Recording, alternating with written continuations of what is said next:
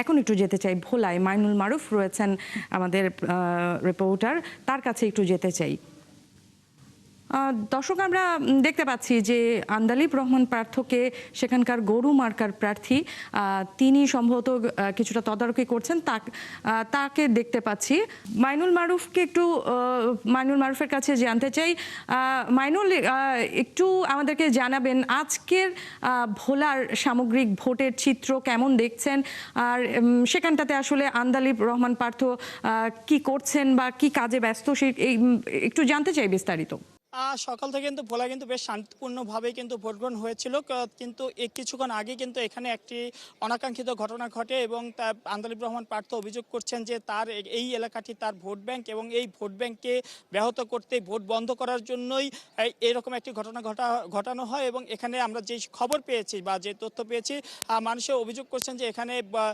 Cocktail মারা হয়েছিল। এই অভিযোগের তীর কিন্তু বিপক্ষের প্রার্থীর দিকে এবং সেই লোক, তারপরে কিন্তু এখানে ভোট বন্ধ করা হয় এবং এখন কিন্তু ভোট বন্ধ আছেন এবং আন্দালিব রহমান পার্থ ভোট বন্ধ পাওয়ার খবর পেয়েই কিন্তু এখানে এসেছেন এবং আসার পর এখন কিন্তু তিনি নেগোসিয়েশন করছেন যে প্রশাসন রয়েছে তাদের সাথে এবং তিনি আবারও সেই চেষ্টা করছেন যাতে আবার দ্রুতই ভোটটি চালু হয়, কারণ তিনি বলছেন যে এই এলাকায় তার হাজার হাজার ভোটার রয়েছেন এবং এই ভোট যদি তিনি পান তিনি অনেক ক্ষেত্রে এগিয়ে যাবেন এবং সেই কারণে কিন্তু তিনি এখনও প্রশাসনের সাথে কথা বলে এই ভোট দ্রুত চালু করার চেষ্টা করছেন এবং তার যে কর্মীরা রয়েছে তার কর্মীদেরকে আনার জন্য কিন্তু তিনি যে এই ভোটারদের দ্রুতই যেন আবার কেন্দ্রে নিয়ে আসা হয় সেই লক্ষ্যেও কিন্তু তিনি বলেছেন, কর্মীদের নির্দেশনা দিয়েছেন। বেসিক্যালি জামাত ইসলামী চেয়েছেই তাই, যে এখানে 5,000 ভোটের মধ্যে ইনশাআল্লাহ যদি ভোট পড়তো, 70-80% ভোট পড়তো, আমি 3,500-4,000 ভোট পেতাম। তো ওনারা তো চেয়েছেই তাই, যেখানে একটা বোম মারবে ভোটটা বন্ধ হবে, এখন ভোট বন্ধ। আমরা শুনছি যেমনটা বলছিলেন যে তিনি জামায়াত ইসলামীকে অভিযুক্ত করেছেন এখানে যে এই ঘটনার জন্য এবং তিনি বলছেন যে জামায়াত ইচ্ছাকৃতভাবে এখানে যেহেতু এটাই তার ভোট ব্যাংক এলাকায়, এখানে একটি বোমাবাজি করে বা ককটেল বিস্ফোরণ করে ভোটটি বন্ধ করতে চেয়েছিলেন এবং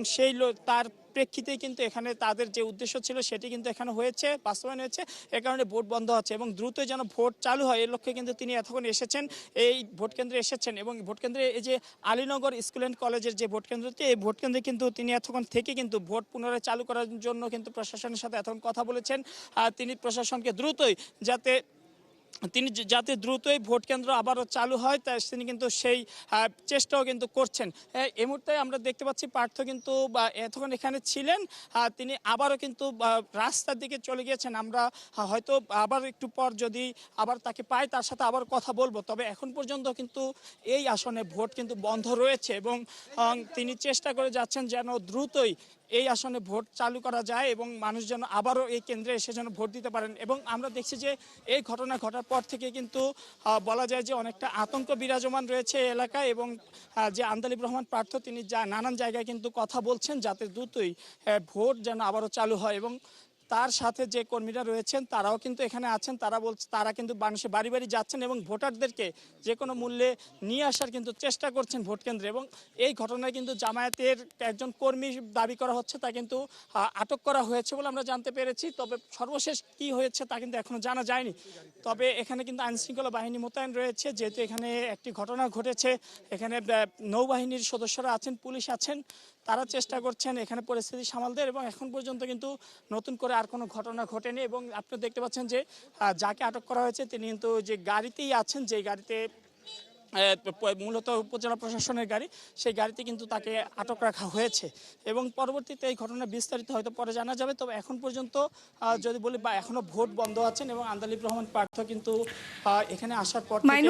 মাইনুল আপনাকে ধন্যবাদ। মাইনুল আমাদেরকে দর্শক জানাচ্ছিল যে ভোলায় এখন উনি যে কেন্দ্রে আছেন